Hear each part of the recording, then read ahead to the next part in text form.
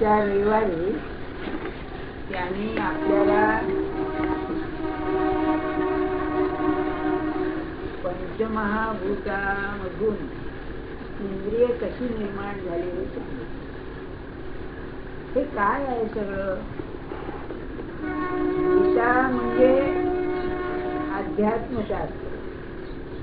अध्यात्मशास्त्रामध्ये 3 मुख्य प्रश्न असतात. मी कोण आहे, जग काय आहे आणि माझा आणि जगाचा संबंध काय. त्यातूनच ईश्वराची कल्पना निर्माण होते. जीव, जगत आणि जगदीश्वर यांचं वर्णन करणं हे अध्यात्मशास्त्राचं काम. मीपणाचं वर्णन झालं, आता जगताचं वर्णन चालू आहे. आणि जगताचं वर्णन चालू आहे म्हणून हा सगळा जगताचा व्यवहार सांगतात. मग गंमत अशी आहे, जर नुसताच मीचा विचार केला तर विचार एकांगी होतो आणि समाज विन्मुखता येते. जे हिंदुस्थानात झालं, मीचा विचार इतका झाला की त्याच्या पुढे समाजाची बांधिलकी काही आहे याची जाणीवच राहिली. आपण समजून घ्या काय म्हणतोय. साधन काल अनुभव घेतो किंवा दुसरा जो कोणी अनुभव घेतो त्याचा आधार घेऊन बोलतो. ब्रह्म आहे, माझा अनुभव नसेल, वेद म्हणतात, सत्पुरुष म्हणतात, म्हणून मी म्हणतो. कुठेतरी अनुभव असल्याशिवाय आहे असं म्हणता येत. जे आहे ते सगळेच माझ्या अनुभवाला येईल असंही नाही. उदाहरणार्थ हे विश्व एवढं प्रचंड आहे, या विश्वाचा संबंध मला अनुभव नाही, पण आहे असं म्हणतो. ते नाही का ते तारे किती लांब असतात, 300-400 वर्ष लागतात पृथ्वीवर त्याचा उजेड यायला, तरी आम्ही आहे म्हणतो. प्रत्यक्ष अनुभव नसून सुद्धा. म्हणजे जे आहे त्या सर्वांचा अनुभव येणार नाही, पण जे आहे म्हणतो त्याचा अनुभव आला असला पाहिजे. हे मी काय म्हणतोय, हे जे ब्रह्म ब्रह्म म्हणून म्हणलं ते ब्रह्म जेव्हा माणसाच्या विचाराच्या कक्षेत येतं त्यावेळेला ज्ञान रूपाने येतं, अनुभव रूपाने येतं. त्याला चित्तवृत्ती म्हटलेलं आहे. आणि हीच तुरीय अवस्था, ईश्वराची तुरीय अवस्था आहे. ईश्वराचं दर्शन तुरीय अवस्थेमध्ये आहे. याचा अर्थ असा की तो आहे ही जाणीव तिथे आहे. तुरीय अवस्था आनंद रूप आहे, म्हणून ईश्वराचे लक्षण असेल तर आनंदमयत्व आहे. तो आहे, तो ज्ञानमय आहे, पण प्रधानतः आनंद रूप आहे. म्हणून सगळा परमार्थ आनंद रूप बनण्यामध्ये आहे. ईश्वराचं दर्शन म्हणजे आनंदाचं दर्शन आहे. आणि याच प्रात्यक्षिक आपल्या जीवनात जर असेल तर ज्या परिस्थितीत तो ठेवील त्यामध्ये कसं काय आहे, याच्यापेक्षा चांगली परिस्थिती नाही, आनंद आहे. अरे यार शिहो जरा शिहो काय आहे.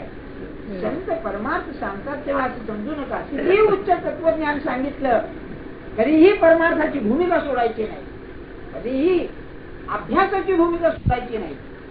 हे की नाही शिकण्यासारखं. उदाहरण घ्या, समजा तुम्हाला ताप आला, औषध पाणी चालू आहे, डोकं दुखतंय, अंक झालंय, तरी पण मी आनंदात आहे असं म्हणायला काय हरकत आहे. मी शब्द मुद्दा वापरतोय म्हणायला. अरे म्हणता म्हणता आपली वृत्ती येईल. मी आपल्याला ते एक कडेचं उदाहरण सांगितलं ना, तितकं नसेल पण थोडा अभ्यास कराय. कडेचं उदाहरण असं, एक अण्णा बुवा म्हणून होते मिरजेला, त्याला मूळ व्याध होती. परत नेसलेले असायचे, वाळवंटावर पडलेले असायचे, लोक असायचे गप्पा ठोके. ते मूळ व्याध इतकी वाढली की ते मोर बाहेर आले रुग्णातून. तेव्हा हे गप्पा ठोकी, गप्पा म्हणजे त्यांच्या ईश्वराबद्दलच. संत दुसरं बोलायचं नाही. मागे सांगितलंय ना 2-3 खुणापैकी सांगू बघू ना, संत म्हणजे काय, तरच तुझे पाया पडावं, भरच्या माणसाच्या पाया पडू नये आमच्यासाठी. बरं का, उदाहरण सांगतो. काही परिस्थिती येऊ दे, त्याची आनंदी वृत्ती कोणीच का कामाची नाही, समजावं हा तयार आहे. कोणीच न समजतं आपल्याला. हा काही येऊ दे, सुख दुःख त्यातलाही मोठा प्रधान. मस्त राहणं लहान मुलासारखं प्रसन्न आहे. एक लक्ष. दुसरं, आपल्याशी नीट वागत नाही, आपल्याला पाहिजे ते देत नाही, आपलं काही करीत नाही, तरी तो हवा असं वाटतो समजावा हा संत असला पाहिजे. हे फार मोठं लक्षण आहे. कारण तुम्ही पाहिजे ते मागितलं तर दिलं, ही जादूगिरी झाली, हा संत नव्हे. आणि आम्ही त्याच करता जातो. महाराज एवढं करा ना, नुसतं लग्न करा, तू नाही करायचं, करायचं नाही म्हणजे जे व्हायचं असेल तेव्हा होईल, त्याची शक्ती याकरता नाही खर्च करायला. माझी बदली कॅन्सल करावं हे गुरुचं काम नव्हे. महाराज एकदा म्हणाले, मेलेल्या म्हशी उठवणं हे काही गुरुचं काम नाही म्हणे. कोणत्याही परिस्थितीमध्ये अंतःकरणाची स्वस्थता टिकवणं हे त्याचं काम आहे, अनुसंधान टिकवणं. म्हणून तो काही देत नसताना, आपल्याशी निर्वाह नसताना तरी तो हवा असं वाटतो. का? तो आत्मस्वरूप असतो, तो आपला जीव असतो. हे दुसरं लक्षण. तिसरं लक्षण त्याचं असं आहे, वाटेल ती परिस्थिती जरी आली तरी याचं समाधान भंगत नाही असं प्रोसेस लागतं. काही हो, एखाद्या याच्यासारखा रॉक म्हणतात, दगडासारखा स्वस्थ असतो, हलायचा नाही आतून, तसं. आणखी एक लक्षण सांगतो आपल्याला, ते व्यवहारात उपयोगी पडण्यासारखं आहे. आपल्या परिचयाचं आहे, आपल्या बरोबर आहे, आपला सहवास आहे, हे सगळं असून सुद्धा ज्याची अवस्था आपल्याला ओळखायला येत नाही तो संत असला पाहिजे. कारण असं आहे, एखादा मनुष्य जो 12व्या 14व्या मजल्यावरती असला, तिथल्या हवा कशी आहे आणि खालची मजल्याची आहे, सारखा 24 तास पंखा लागतो, तिथे पंखा न लागता 24 तास हवा आहे. तुम्हाला कल्पना कशी आहे की तो कसा राहतो तिथे. तसं हा नेहमी देहाच्या बाहेरच असतो असं समजा. आपण चाललाय देह हा निराळ्या मार्गाने जातो, हे आहे दुसरं. आणि याच्याच पोटाला आणखी एक लक्षण आहे, त्याची अवस्था काय. केव्हाही त्याला भेटा, कोणत्याही अवस्थेत भेटा, कोणत्याही ठिकाणी भेटा, भगवंताशिवाय बोलायचं हे आपल्याला उपयोगी आहे. केव्हाही भेटा तुम्ही त्याला, सुखात दुःखात चांगल्या ह्याच्यात त्यात बोले तर भगवंताविषयी बोले. व्यवहाराचं बोलणं बोलणार नाही असं नाही, पण समजा तुम्ही काय काढला व्यवहाराचा विषय, काय बजेट काय बुवा, बजेट काय बद्दल तुम्हाला वाटतं बरं. तो म्हणाल गरिबांना त्रास नाही, श्रीमंतांना होईल तमकोईल सगळं जे वर्तमानपत्र असले कॉमन सेन्स सगळं बोलेल, लगेच म्हणेल, पण त्याची इच्छा असेल तेव्हा हे जे जगात तुम्ही आपल्याला सांगतोय, यामध्ये चित्त वृत्ती पहिली निर्माण झाली. म्हणजे चित्त वृत्ती म्हणजे याचा अर्थ असा, जाणीव ज्ञानमय आहे, म्हणून या विश्वाला संबंध ज्ञानाची पार्श्वभूमी आहे. आणि ज्ञानाची पार्श्वभूमी याचा अर्थ असा, जे जे घडतंय ते बरोबर घडतंय, बेअक्कली माणसाचं काम नाही आहे. अहो तुम्ही काय केलं हे असं ईश्वराला म्हणण्याचा प्रसंग नाही. काय करून बसलात तुम्ही, नाही का आपण असं म्हणतो ना की देवाने हा उपदेश केला का, ही अज्ञानाची कल्पना आहे. त्याने केलं ते बरोबरच केलंय, तुला असं वाटावं म्हणून त्यांनी असं निर्माण केलंय. असं म्हणायला काय हरकत आहे. खरं सांगतो तुम्हाला, आपल्याला ती दृष्टी नाही हो. परमात्म्याने काय आहे ते ढोंग आहे. पदोपदी माणसाला असं वाटतं काय काय आवड आहे, काय आवड आहे, काय आवड आहे. साधी गोष्ट घ्या, खरोखर अगदी साधी गोष्ट घ्या. मूल झालं की आईला दूध येतं. त्या बाईला विचारलं मी कसं येतं दूध, हे काय सांगता येईल. खरा विचार केला तर मांसामधून त्या मुलाचं पोषण करणारं दूध निर्माण होणं हे काय आहे. बर, हे दृश्यार्थ सांगतोय. अदृश्यार्थ तुम्हाला सांगतो.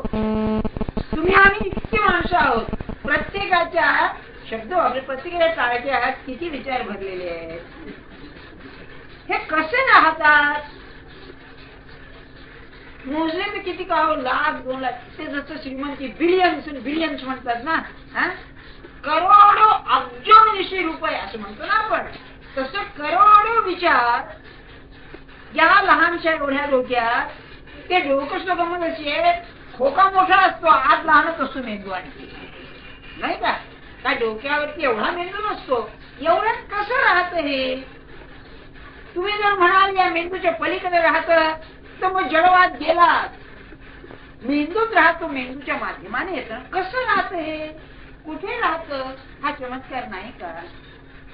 आणि मला तर रोज पदोपदी बोलताना रविवारी सारखं वाटतं, अरे हे येतं कसं आतून? ज्या वेळेला जे पाहिजे मला ते येतं कसं? हे माझी का अक्कल आहे? मग हा चमत्कार नाही का? काय त्याची तारीफ असेल? म्हणजे ते ज्ञान कसं आहे हे मला सांगायचंय. चित्तवृत्ती पहिली झाली म्हणून हे सत्पुरुष सगळे की नाही सृष्टी पाहून हा म्हणतात. त्याचं कारण हे आहे, ते काय विलक्षण आहे सगळे हे जगात. चमत्कार चमत्कार काय, आणखी काय पाहिजे चमत्कार, असं नाही का? मुद्दा सांगायचं काय आपल्याला, ही चित्तवृत्ती पहिल्यांदा आली म्हणजे ज्ञान आलं. म्हणजे या जगाला ज्ञानाची पार्श्वभूमी आहे, ध्यानात ठेवा. मग अज्ञानाचं लक्षण काय? ज्ञानाच्या पार्श्वभूमीवर जे जगत चालतं ते अमुक आहे, तमुक आहे, अमुक नाही आणि तमुक नाही हे कल्पना करणं हे अज्ञानाचं लक्षण आहे. म्हणजे कसं ते बघा, मी एकदा मागे सांगितलं आपल्याला जग म्हणजे काय आहे. तेव्हा प्रत्येक जण आपापल्या दृष्टीने जगत पाहतो. आपण म्हणतो ना, म्हणजे उदाहरणार्थ एक मुलगा आहे, ज्याची मुलगी लग्नाची आहे तो त्याला जावई म्हणून बघेल. ज्याला अभिषेक त्याला आपण करायचो तो त्या दृष्टीने बघेल. एखाद्या माणसाला मित्र पाहिजे असेल त्याला त्या दृष्टीने बघेल. आई बाप निराळ्या तऱ्हेनं पाहतील, मित्र निराळ्या तऱ्हेनं पाहतील, इतर लोक निराळ्या तऱ्हेनं पाहतील. समजा तो एखाद्या मिलिटरीमध्ये जर याच्यामध्ये सोल्जर व्हायला गेला ते लोक निराळ्या तऱ्हेनं पाहतील. माणूस एकच, प्रत्येकाची दृष्टी निराळी. म्हणजे जगामध्ये प्रत्येक जण आपापल्या जगात जगतोय. आणि मला मोठं कौतुक असं वाटतंय, प्रत्येक जण आपापल्या जगात जगणारा काही काळ तरी आपलं जग बाहेर फाटकाचं ठेवून इथे ज्ञानेश्वर महाराजच्या जगात शिरतो आहे ना. असं आता ते बरोबर आणतं की नाही कोणा ठेव इथे आतमध्ये नसावं बहुतेक, खिशात काढून ठेवण्यासारखी सोय नाहीये. पण पहा आपण, मग प्रत्येक जण जो आपल्या जगात जगतो तर प्रत्येकाचं जग त्याच्या पुरतं खरं आहे, सार्वजनिक दृष्ट्या खरं नाही. म्हणजे अज्ञान. अज्ञानाचा अर्थ अज्ञान हे काय आहे हे सुद्धा एक विलक्षण स्तर आहे. एक दोन गोष्टी सहज सांगतो आपल्याला. आपल्याला अज्ञान आहे का? आहे किंवा नाही? नाही म्हणावं अज्ञानाची कल्पनाच येणार नाही तू नसेल तर. म्हणून आहे. आहे म्हणावं तर अज्ञान मी वागवतोय, जाणून वागवतोय म्हणजे अज्ञान नाही, ज्ञानच आहे. आणखी एक त्यात पिल्लू असं आहे, अज्ञानाचं लक्षण तरी काय? मला कळत नाही हे अज्ञान. तुला कळत नाही हे जर अज्ञान असेल तर तू अज्ञानात स्वस्त का राहत नाही, ज्ञानाच्या मागे का जातोस? म्हणजे माझं मूळचं स्वभाव ज्ञान नाही म्हणून मी ज्ञानाकरता धडपडतो. ते इंग्लिश मध्ये सांगितलं ना, you are condemned to know. चैन नाही पडत त्याशिवाय, जाणल्याशिवाय. हे जर खरं आहे तर मग अज्ञान आहे कुठे? म्हणून ज्ञानेश्वर महाराज म्हणतात, तुम्ही अज्ञान या शब्दामध्ये, अविद्या या शब्दामध्ये जी विद्यमान नाही ती अविद्या असं म्हणतात. म्हणजे अज्ञान नाही. महाराज सुंदर दृष्टांत द्यायचे. महाराज म्हणायचे, एका गृहस्थाला घरामध्ये भयंकर अंधार होता. बायको म्हणाले, अहो अंधार अंधार अंधार. त्यांनी एक लहानशी पंथी घेतली, चिमणी घेतली आणि दाखव म्हणलं अंधार कुठे, म्हणून अंधार शोधायला गेला. अंधार सापडेल का त्याला? तसं म्हणले, अज्ञान शोधायला गेला हा ज्ञानानेच जातो, अज्ञान सापडतच नाही त्याला. काय काहीतरी विलक्षणच आहे, भानगडच आहे सगळी.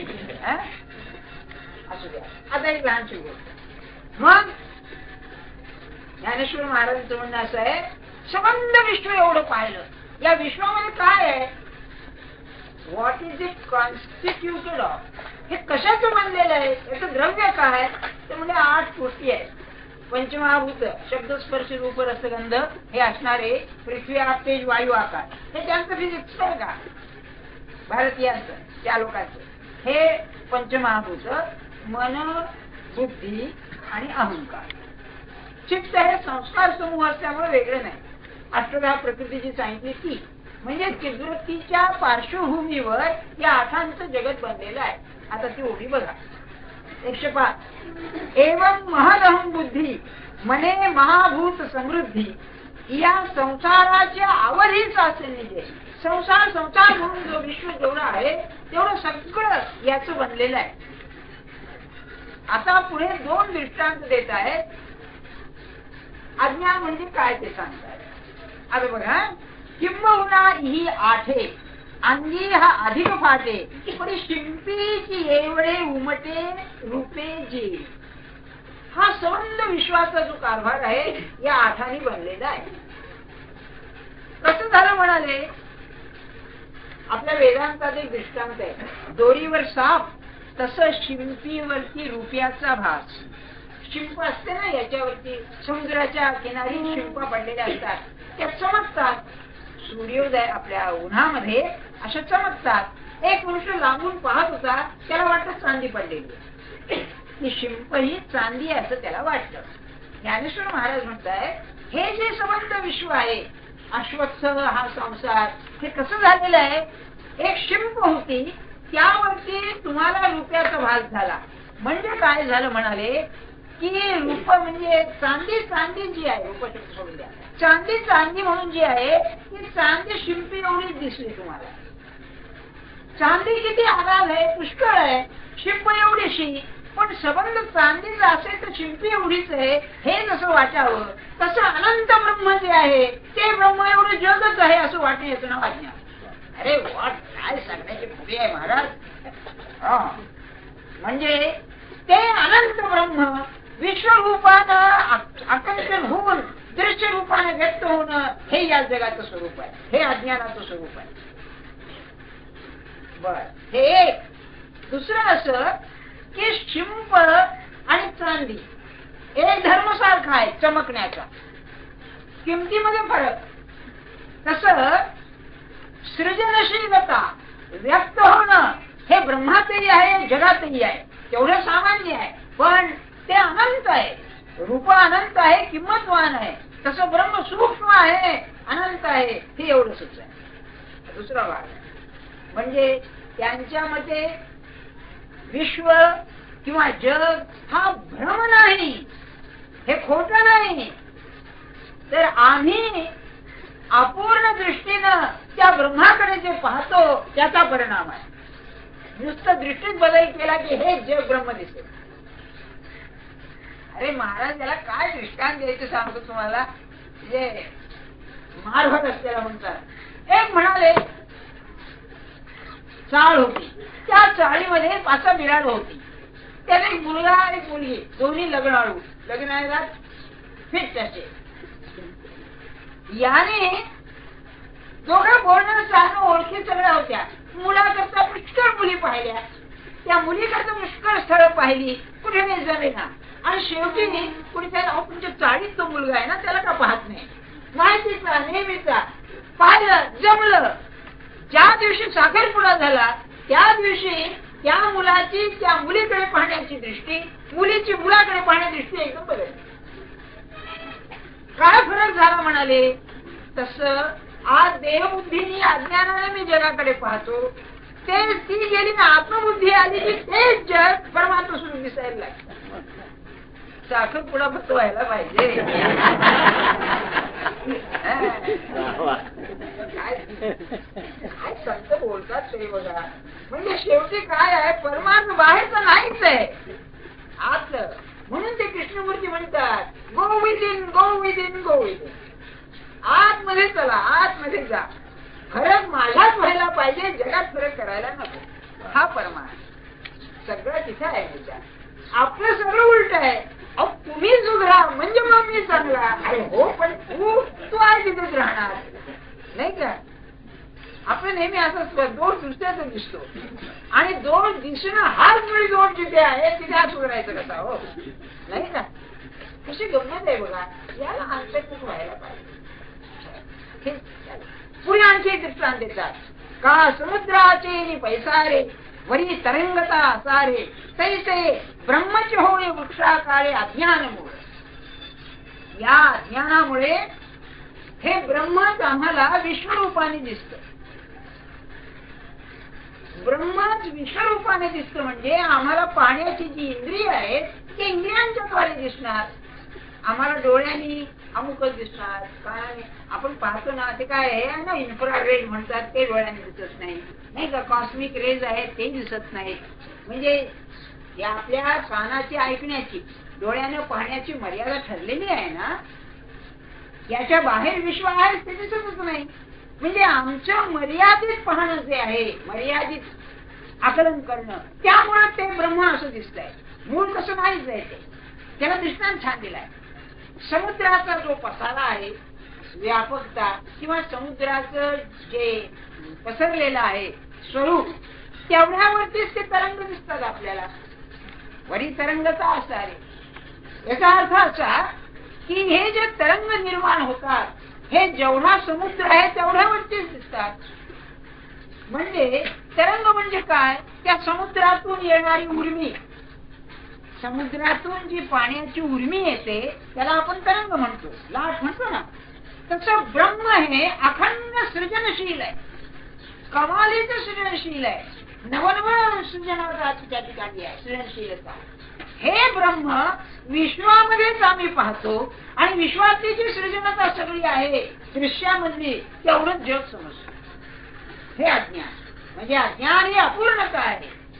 ब्रह्माच्या सृजनशीलतेला दृश्य विश्वाची मर्यादा घालून जे आम्ही पाहतो ते अज्ञानाचं लक्षण आहे. या 16 वर्षाच्या मुलांनी हे सांगितलंय. बरं तुम्ही हे ध्यानात धरा. हा कोणी 60-70 वर्षाचा म्हातारा म्हणतो नाही. काय धारणा आहे त्या पुरुषाची विश्वाबद्दल. म्हणजे हे आनंद रूपच आहे. तिथे आनंदाच्या उर्मीशिवाय दुसरं नाही. ही जी उर्मी येते आहे ती आमच्या दृष्टीनं आम्ही पाहून त्याला जग म्हणतो. याला अज्ञान मूळ आहे. म्हणून फरक फक्त आत्मज व्हायला पाहिजे, पाण्याच्या दृष्टीत व्हायला पाहिजे. ही पाण्याची दृष्टी बदलली हे जग असं दिसत. आणि एक खरंय, माझ्या ओळखीचे एक डॉक्टर होते या वाडिया मॅटर्निटी मध्ये. ते म्हणायचे ते बाळणपणाचे डॉक्टर. रोज 5-50 बाळणपणा तिथे व्हायची, गरीब श्रीमंताची सगळ्याची. ते डॉक्टर मी म्हणलं त्यांना तुम्हाला कंटाळा नाही काय, रोज रोज पोरं आपले हे करायचे जे वागवायचे, पण कंटाळा नाही. तुम्हाला कल्पना नाही म्हणा. ज्या वेळेला ते पोर जन्माला येतं त्यावेळेला मला असं कौतुक वाटतं की काय नवीन जीव जन्माला आलेला. प्रत्येक याच्यामध्ये ते नाविन्य जे आहे तो ताजेपणा जो आहे तो पाहून मला कौतुक वाटतं. ही सृजनशीलता आहे. आता एखाद्या बाहेर 5-6 पोरं झाली तर तुम्ही वाटायचं बरं का. पण पाहताना निराळेपणाने पाहत असल्यामुळे महत्व नाही तिथे, त्यामुळे ती सृजनशीलता कशी वाटते. तसं तुम्हा आम्हाला झालं पाहिजे. हा परमात्मा काय झालं पाहिजे, मनुष्य भेटल्यानंतर वाटलं पाहिजे काय निर्मिती आहे. वा लबाडच आहे, आपला खिसा कापायला आला असेल पण वाटलं वा. आपण म्हणतो ना काय ध्यान आहे, काय अवतार आहे म्हणतो ना, आपल्याला तसं वाटत नाही. खरं भगवंताने कसा निर्माण केला आहे बघा. म्हणून एक साधू होते ना पैठणला, अनंतदास म्हणून. ते किने गंमत बघा. ते कोकणामध्ये ओव्हरसिअर होते, सब ओव्हरसिअर रस्ता दुरुस्त करायला. ते कलेक्टर येणार होता. नाथांचे ते अनुग्रह, नाथांचे स्वप्नात नाथांनी त्यांना अनुग्रह दिलेला. आणि रुक्मिणी स्वयंवर वाचायचे नाथांचं रात्रंदिवस. आणि ते त्याचा आध्यात्मिक अर्थ सांगत असत बघा. तेव्हा तो कलेक्टर म्हणून रात्रीच्या रात्री रस्ता तयार करायला लागला. याची उपासना राहिली. तेव्हा दुसऱ्या दिवशी राजीनामा देतो. येऊन गेल्यावर हे खटखट नको म्हणाले, लग्न नव्हतं केलेलं, खटखट नको दिलं सोडून. आणि मग पैशाला येऊन राहिले. तेव्हा ते सारखे तिने अनंत आहे अनंत आहे म्हणायचे. म्हणून त्यांना अनंतदास या यांच्याने त्यांची कविता 2 पुस्तकं प्रसिद्ध केली होती. अनंतदासांची कविता म्हणून. रोज त्या काळ रात्री त्या काळी शाही ते बोरुली घेऊन लिहित बसायचे. ऐकण्यासारखं आहे. असं काळपर्यंत कविता लिहायचे आणि ती पानं सकाळी शेळी गाईला खायला लागायची. त्यातून जे राहिले ती यांनी छापली होती. अनंतदास तर माझे मित्र फडके म्हणून होता, माझा मित्र बाळ मित्र. त्याचे काका त्यांचे शिष्य होते, पैठणला ते मास्टर होते. तेव्हा म्हणून मला त्यांची माहिती तर सांगायची गंमत अशी, त्या पुरुषाला अनंताचा साक्षात्कार झालेला की जगा तिकडे पहा तिकडे अनंत आहे. एकदा एक लहानसा प्रसंग सांग. एक वेश्या, तिला काहीतरी ते मुसलमान राज्य, निजामचं राज्य, काय मारामारी झाली, काहीतरी झाली, तेव्हा एक ग्रस्त तिला दारू पिऊन तिला मारायला, मानसिक तिला मागे लागला, मारायला ती हे शिवदिन केसरीच्या मठात राहायची पैठणला. ती आली मठात येऊन लपली. आले का लक्षात आलं की नाही बघा. आता हे मागच्या ओरीवर होते आणि बाई येऊन लपली, आली झुंबट. त्या आरडान ओरडान शिव्यान गाडी निघालो बाहेर, याचा करू व्हायचा करू. अरे म्हणजे काय गडबड आहे. ती आली पाय पडली, घट्ट झाली, म्हणले ओ मला संभाळा, काही करा. काय करावं, पंचायत झाली. जा म्हणले मागे संडासाच्या बाजूला जा म्हणले. बरं का आणि समोर आले म्हणजे क्या बात आहे, काय आहे म्हणजे गडबड आहे बरं का. तेवढं आयची शिव्या गाईतून रांड आली आमच्याकडे. काय आहे बसा म्हणले. पहिल्यांदा मला फार श्रम झाले म्हणून त्यांनी उसाचा रस मागवला आणि सगळ्यांना उसाचा रस पाजला. आणखी म्हणाले कसे भांडरी करता, आता फालतू बायला कशाला मारता, काय म्हणाले की मेरा सारखीच आहे, ऐसा कशी बात करते हो. तर हे काय म्हणाले, जी शरीर विक्रय करून जगते ती मृतवत नाही का म्हणाले. काय बाय, मला नाथांच्या भागवतातलं आठवतं. त्या पिंगलेचं वर्णन करताना योनिकाद्वारे जीविका स्थिती असे शब्द नाथांनी घातलेले आहेत बरं का. शरीर विक्रय करून, तेव्हा त्यातले जे दाढीवाले मुलं होते, हा महाराजा बरोबर काही नाही, आणि ते लोक इकडे दाढी वाढते इकडे कमी होतं असे तेव्हा माफ करा, हा इथे दोन दाढीवाले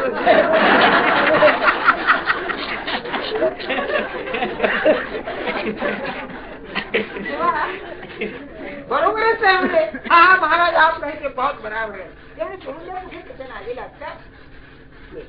तेव्हा हे फडक्यांचे काका मी सांगितले ना आपल्याला, हे थोड्या वेळाने आले. महाराज म्हणजे काय गडबड झाली, तेव्हा सांगितलं सगळं असं. तेव्हा ती बाई आले समोर, तेव्हा तिला सांगितलं आज सोडून दे, तू आमचं कर तुमचं कर. ते पैसे होते, घरबीर होतं तिचं सगळं, आणि कशाला म्हणले तर ते सोडून नाही दिला तिने धंदा बरं कसा. तेव्हा ते काय म्हणाले या फडक्यांना, काय आनंदित आहे म्हणाले. आपला देह म्हणले तसा तिचा देह, पण त्या देहात म्हणले परमात्मा काय करतोय बघा. काय दृष्टी बघा एकदम. म्हणजे ती वेश्या आहे म्हणून हलकेपणा नाही, म्हणजे परमात्मा तिथे हा असा वागतो ही अनंत अनंत.